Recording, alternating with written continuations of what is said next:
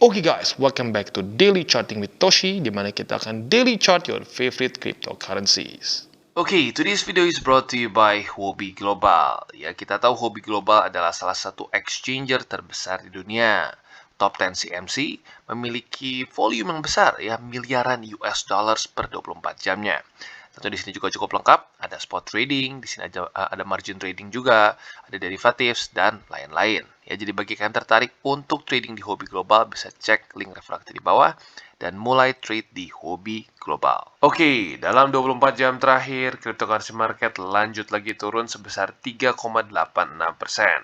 Dengan total market cap mencapai di 867 miliar US dollars. Nah, kita bisa lihat untuk Bitcoin lagi-lagi turun sebesar 5,46%. Total seminggu ini sudah turun sekitar nyaris 10%-an, lebih tepatnya 9,7%. Dan sekarang harga Bitcoin di 19.234. Artinya pertama kali Bitcoin daily close di bawah dari 19.300. And that's not good. Ya, lagi-lagi membuat lower low. Dan untuk Ethereum masih bertahan di atas dari 1000 USD dengan penurunan sebesar 3,31%. Kemarin sempat sekitar 1100-an. Lalu untuk BNB, dia turun sebesar 4,49%, masih di atas 200. Lalu untuk Cardano, untuk Cardano dia turun sebesar 3,74% dan masih bertahan di atas 44 sen. Dan XRP dia turun sebesar 5,26%, Solana sebesar 5,87 dan seterusnya. Jadi overall kita bisa lihat semuanya kecenderungannya turun. Dan kita bisa lihat juga untuk harga Bitcoin sekarang dalam kondisi yang dengan sangat jelas ke reject oleh MA20. Ya, bahkan arguably walaupun belum benar-benar kena, tapi bisa dengan sangat jelas kita lihat yang menjadi main problemnya adalah MA20 di daily. Ya. Dan seperti yang gue bahas kemarin, lagi-lagi volume dari para sellers masih meningkat. Jadi sebelum volume ini mulai berubah jadi hijau ya dan mulai naik seperti ini, sulit untuk Bitcoin bisa naik. Jadi lagi-lagi permasalahannya adalah volume ya. Dan overall kita bisa lihat bahwa semuanya otomatis tertarik juga oleh BTC ya. BTC turun, yang lain cenderung ikutan turun juga. Dan selanjutnya kita akan balik lagi membahas mengenai ini MA200 weekly. Nah, ini jujurnya cukup bikin deg-degan ya. Karena pada faktanya dia lumayan di bawah dari MA200. Dalam kurang lebih 2 hari lagi ya, kita lihat apakah dia akan masih bertahan di atas dari 19.300 atau tidak ya. Karena lagi-lagi 19.300 ini adalah struktur yang arguably cukup penting ya. Karena ini adalah struktur all time high di 2027 ya, di mana itu adalah resisten sebelumnya ya. Dan biasanya resisten yang cukup kuat tertembus bisa menjadi support. Nah, pada hari ini kita bisa lihat dia sedang basically retest lagi. Nah, semoga saja bisa bertahan. Apabila dia bisa bertahan, ini akan bisa membantu harga Bitcoin ya. Dan kita selanjutnya akan geser ke indeks dolar ya. Untuk indeks dolar kita bisa lihat sekarang hari ini ya, sekarang hari Sabtu berarti sudah berhenti. Nah, kemarin kita bisa lihat bahwa pada faktanya dia kembali menguat ya, kembali menguat. Dan penguatan ini tentunya membantu juga ya Bitcoin dan lain-lain cenderung drop ya. Jadi lagi-lagi yang kita butuhkan adalah indeks dolar yang melemah. Ya, kalau indeks dolar melemah, Bitcoin bisa menuju lagi keburuan ya. Dan selanjutnya kita bisa lihat juga bahwa indeks-indeks dolar walaupun ada sedikit peningkatan ya, tetapi overall semuanya masih cenderung bearish dan permasalahannya masih kurang lebih sama dengan MA20 di daily ya, masih sama-sama reject di area situ. Dan apa namanya kalau kita bisa lihat ya overall lagi-lagi apa namanya market masih cenderung ketarik oleh indeks dolar ya.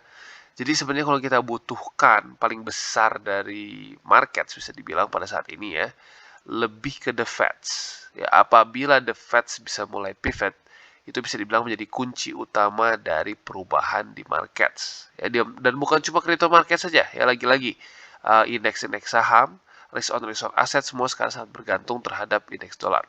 Bahkan arguably risk off asset pun yang harusnya ya secara teori justru bagus saat lagi kondisi seperti sekarang juga cenderung melemah. Ya, kita bisa lihat emas, silver ya kita bisa lihat cenderung drop.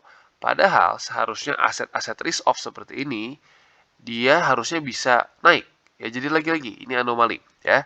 Dan bahkan obligasi juga cenderung turun. Nah, jadi lagi-lagi untuk sekarang the Feds ya ini jadi satu kerjaan yang cukup berat bagi Jerome Powell untuk memutuskan apakah Juli ini akan menjadi peningkatan terakhir atau tidak ya.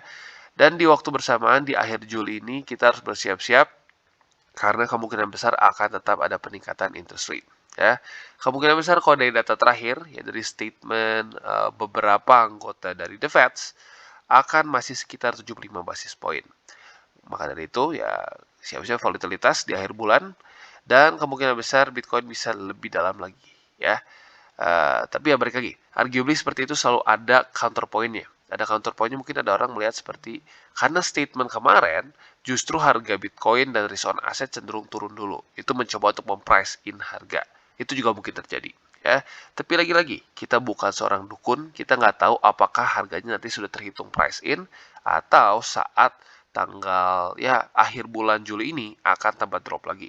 Ya, coba kita bisa lihat pada faktanya nanti saat sudah terjadi keluar data interest rate-nya ya. Tapi intinya secara berita terakhir 75 basis point sepertinya tetap terkonfirmasi untuk berjalan. And that's not good overall untuk cryptocurrency market dan risk on asset ya. Dan selanjutnya kita akan lihat ada satu berita yang cukup unik ya di Barcelona. Sekarang ada satu hotel yang bertemakan Cardano, di mana kita semua bisa membayar transaksi kita di sini dengan Cardano. Ya jadi lagi-lagi walaupun berita sekarang sedang kesannya busuk semua ya, berita-berita sedang bearish, tapi pada faktanya tetap masih ada adopsi ya. Jadi tentunya harapan kita adalah bisa secepat mungkin ini pivot dan semakin banyak juga perusahaan-perusahaan dan bisnis-bisnis yang mulai menerima pembayaran dengan cryptocurrency ya. Jadi kurang lebih seperti itu dan untuk detailnya kita akan bahas yang most lebih ke buy limit dan lain-lain di belakang. Oke, dan kita balik lagi ke buy limit untuk Bitcoin ya.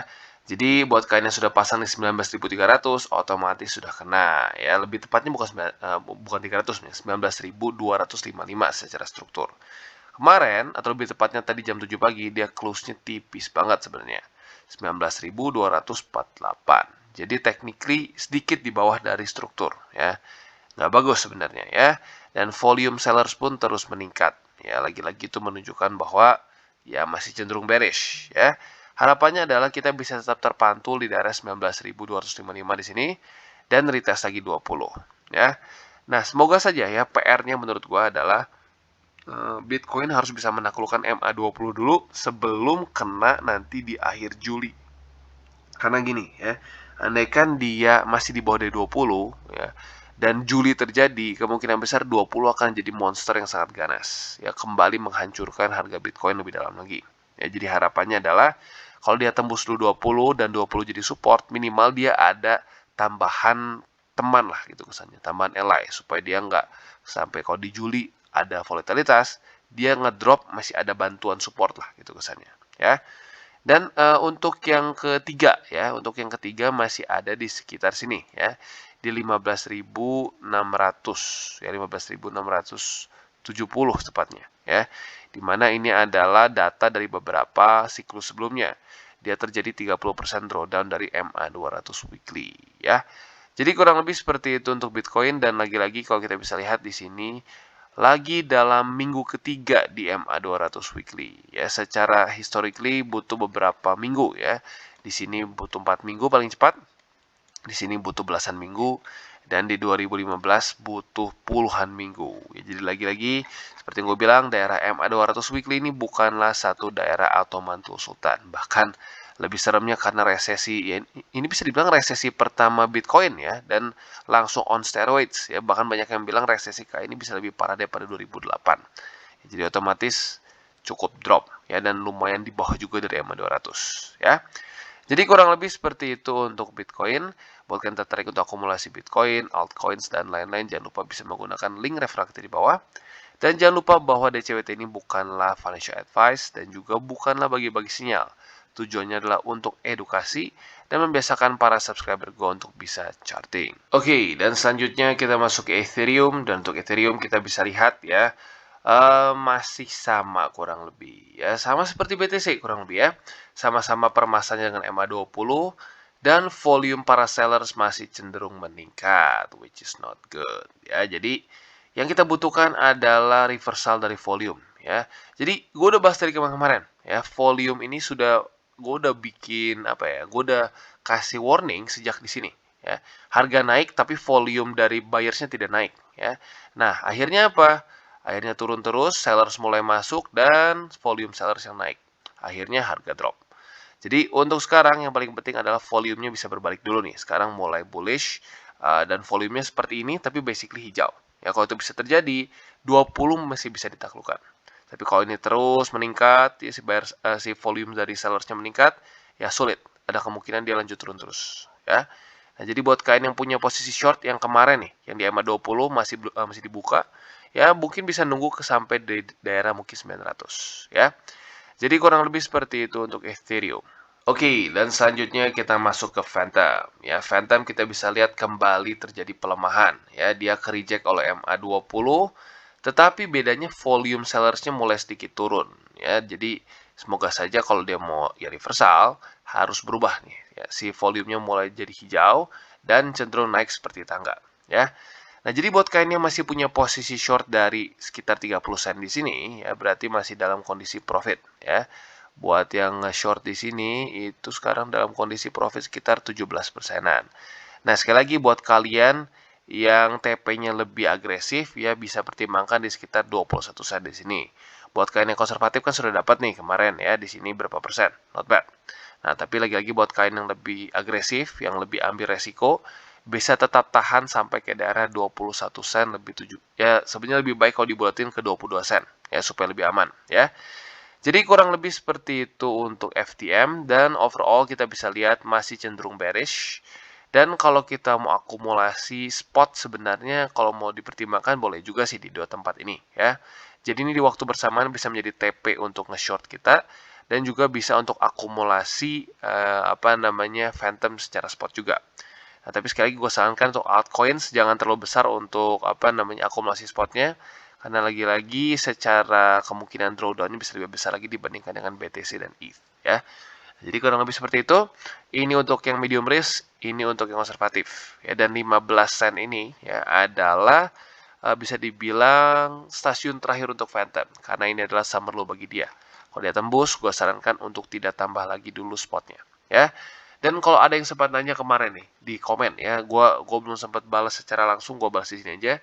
Kenapa gue sarankan untuk stop dulu alts yang kehilangan summer low-nya? Karena gini ya, kalau BTC dia masih punya statistik lain ya di MA200 dan lain-lain. Ya kalau alts kebanyakan dia masih cukup baru sampai tidak punya data yang lebih besar. Jadi itu adalah support paling besarnya dia. Dan biasanya kalau kita lihat ya seperti ETH, seperti ada contoh beberapa lagi yang lain lah, BNB, saat dia tembus summer low, kita lihat sendiri dari sini ya, saat dia tembus summer low, dia kapitulasi. Ya, kapitulasi, jadi ya lebih baik daripada kita paksakan beli terus di sini, kapitulasi, ya kayak kesannya kayak kerasa beli di resisten, ya. Karena kebanyakannya dia langsung kehilangan volume dan kehilangan demand. Dan maka dari itu gue nggak sarankan dulu kalau kalau sampai nih ya satu aset altcoins itu tembus dari summer low. Nah, jadi kurang lebih seperti itu jawabannya ya. Jadi untuk Phantom seperti itu. Oke, dan selanjutnya Polkadot. Bagi kalian yang sudah nge-short di sini ya harusnya sudah kena TP-nya ya. Sudah 2 kali soalnya ya. Pada tanggal 30 Juni kemarin dan tanggal 1 Juli. 2 kali kesempatan untuk take profits. Jadi ya harusnya sudah beres. Dan not bad ya kalau kita lihat kurang lebih untungnya berapa persen sih dari short saat dia nembus MA20 sampai ke sini ya. Kita coba cek. Waduh, ini kenapa? Kita tarik coba ya sekitar ya not bad. Sekitar 13 persenan. Ya, jadi lagi-lagi sudah berhasil ya TP untuk Polkadot sudah selesai. Kalau lu yang masih nahan terus ya boleh aja sih terserah ya kan punya trading plan masing-masing. Lu ngerasa bisa lebih dalam lagi ya boleh. Tapi ingat kalau sudah dalam posisi profitable seperti sekarang ya dan kalau kita lihat nih dengan cukup jelas dia 2 kali ketahan di support yang sama lebih baik dan lebih bijak kalau kita pasang SL plus atau stop loss plus. Nah, stop loss plus berapa persen bang? Tergantung masing-masing ya. Ada yang tipis ya biar nggak gampang kena plus 10%. Ada yang mungkin lebih pengen safety lagi plus 30, plus 40, ya masing-masing beda-beda. Ya, tapi lagi-lagi semakin besar persentase dari SL plus kita, ya semakin besar juga kemungkinan kita kena wick dan ya ketutup posisinya, ya. Jadi lagi-lagi kurang lebih seperti itu, ya. Intinya adalah tetap jaga resiko. Dan lagi-lagi buat lu ya yang nggak ngerti cara pemakaian futures, cara bermain cara bermain futures lah simpelnya ya. Jangan dipaksakan. Karena kalau main rata-kanan pun dalam kondisi yang sama, yang lain profit lu bisa kena likuidasi. Karena kenapa? Lu nggak ngerti cara ngitung margin, leverage dan lain-lain ya. Jadi kurang lebih seperti itu untuk Polkadot. Dan ya seperti yang kita bisa lihat ya. Satu lagi teori bahwa saat dia kehilangan summer low biasanya akan ya kehilangan demand seperti ini ya. Jadi kurang lebih seperti itu untuk Polkadot. Oke, dan selanjutnya Atom. Untuk Atom kita bisa lihat dia melawan arah ya, di mana yang lain semua cenderung terkoreksi, bahkan sampai BTC pun terkoreksi. Cosmos terpantul di MA20 dengan volume yang bagus. Jadi lagi-lagi kuncinya adalah volume sekarang ya. Andaikan dia bisa seperti ini nih ya. Banyaknya kan merah nih sekarang. Dan para dan para volumenya naik nih secara sellersnya seperti di ETH, di BTC ya, pada naik. Nah, yang dibutuhkan adalah seperti ini. Dimana sebelumnya benar ya para sellers naik, tetapi saat ketemu support dia berubah dari volume sellers menjadi volume buyers dan naik seperti ini ya, seperti tangga ke atas. Nah, kalau ini terjadi ya harga bisa cenderung naik. Walaupun ya tergantung di atasnya resistannya sekuat apa. Nah, untuk Atom sayangnya resistennya cukup kuat ya. Ada MA50, ada struktur summer low di $9 plus Bollinger Band. Jadi, ya walaupun volumenya bagus, secara probability kayaknya bisa ke-reject lagi di area sini ya. Jadi buat lo yang tertarik untuk nge-short Atom, sebenarnya bisa pertimbangkan apabila dia kena dan ke-reject ya, bukan cuma kena lebih tepatnya ya, ke-reject oleh daerah $9 sini ya, karena lagi-lagi di sini 3 resisten sedang kongko ya, sedang ngobrol-ngobrol di sini ya. Kalau sampai kita ya retest dengan volume yang kurang kuat, bisa saja jebol lagi ke bawah ya. Jadi kurang lebih seperti itu untuk Cosmos. Kalau kalian tertarik untuk nge-short bisa pertimbangkan di daerah $9. Dan dengan TP ada dua. Yang pertama buat yang konservatif di MA20 sekitar di $7.30. Dan buat yang lebih agresif ya lebih high risk bisa pertimbangkan di $6 lebih 7 sen ya. Jadi kurang lebih seperti itu untuk Atom. Oke, dan selanjutnya kita masuk ke Binance. Nah, untuk Binance, buat kalian yang masih terus menghold posisi short kalian, pasti ya lumayan senyum-senyum sendiri lah. Not bad, karena sekarang kalau gua hitung, kurang lebih dari posisi short yang kita bahas di sini, sampai ke sekarang, ya sebentar ini sedikit error. Sampai ke sekarang, itu kurang lebih ya nyaris 8%. Not bad, ya.